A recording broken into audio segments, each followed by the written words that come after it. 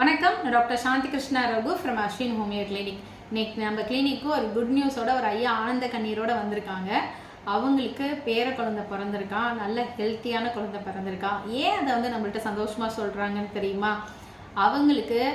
அவங்க மருமகளுக்கு பார்த்தோம்னா கர்ப்பப்பையில் கட்டி இருந்துச்சு.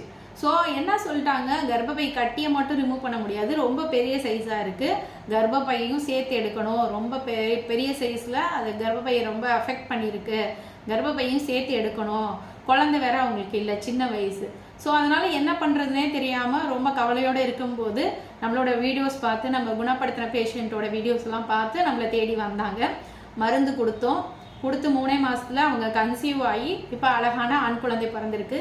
அதுக்கு நன்றி சொல்கிறதுக்காகவும் ஐயாவுக்கு அவங்க மருமக நீங்கள் வேறு எங்கேயும் போகாதீங்க, தொண்டை ரொம்ப கரகரப்பாக இருந்துச்சு, ஓக்கல் கார்டு நோடில் வந்திருக்கு, ஸோ அதுக்கும் ஆப்ரேஷன் தான் பண்ணணும்னு சொல்லியிருக்காங்க. நீங்கள் வேறு எங்கேயும் போகாதீங்க, மேடம்கிட்ட போய் காமிங்க, எனக்கே ஆப்ரேஷன் இல்லாமல் அவங்க சரி பண்ணி விட்டாங்க, உங்களுக்கும் சரியாகும்னு சொல்லி அனுப்பியிருக்காங்க.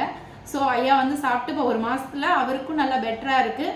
அவரை கம்ப்ளீட்டாக குணப்படுத்தின பிறகு அவரோட கம்ப்ளைண்ட்டை பற்றி நம்ம வீடியோ போடுவோம்.